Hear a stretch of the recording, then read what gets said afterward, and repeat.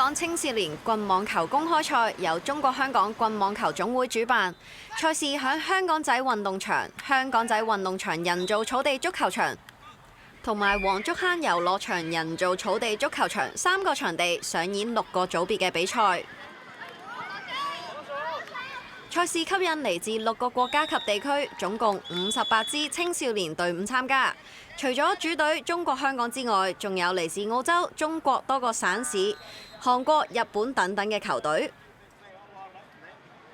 First time we've come and it's a very nice place and I'm enjoying the tournament a lot. The atmosphere is really good with the crowd. When we first got here, a few of the teams come up and spoke to the boys and they were having a bit of chat. So they've made some good friends, I think, already. 这个赛事确实是很多人参与，成都，然后香港，他们还有国外的，还有澳洲那些人，我觉得这个是一個非常大型的那個棍網球公開賽，我覺得這個我們很榮幸能夠參加到這個項目裡面。因為2年後嘅2028洛杉磯奧運，棍網球項目係採用6人制，所以今次香港公開賽全面轉型為6人賽事，亦由成人賽改為青少年賽。希望令本地嘅年輕棍網球運動員可以有更加多嘅比賽機會。6人制係奧運嗰個模式啦，咁所以喺亞洲地區又好啦，全世界嚟講咧都越嚟越多人係玩呢個6人制。咁其實我哋過去幾年6人制嘅成人咧已經有另外一個國際嘅賽事，咁所以今次咧就會將呢個以往嘅香港公開賽變咗做青少年，咁希望以青少年就為核心啦，咁就用呢個6人制去比賽，等佢哋有多啲機會參加呢個國際賽嘅機會啦。可以打到呢個比賽都好開心，因為呢年係我最尾一年打 U16嘅比賽啦，咁所以我都可以好珍惜呢個比賽。咁同埋亦都可以豐富我喺比賽入邊嘅經驗咯。咁呢啲經驗都係平時練波都係練唔到嘅。U16組別可以話係最受關注嘅賽事。女子組港隊以小組全勝姿態出線淘汰階段，8強嘅時候，港隊以9-5擊敗嚟自日本嘅對手。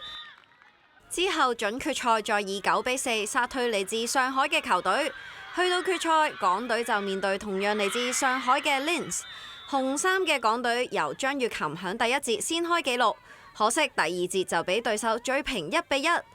第3節嘅初段，上海隊更加反超前2-1。不過港隊沉着應戰，張月琴同埋李子森好快就幫球隊反超前3-2。第4節，港隊再攞到2個入波，最終以5-2贏得女子 U16組冠軍。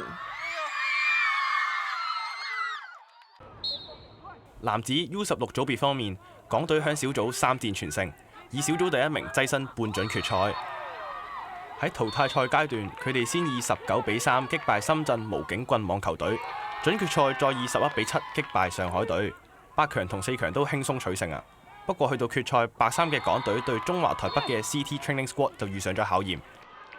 佢哋大部分時間落後，去到第3節尾段都繼續落後7-9。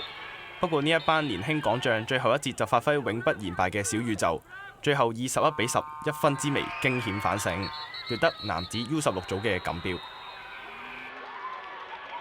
總括6個組別嘅成績，中國香港取得5個冠軍，響 U8、U10混合組、U12女子組、U16男子以及女子組封王稱后。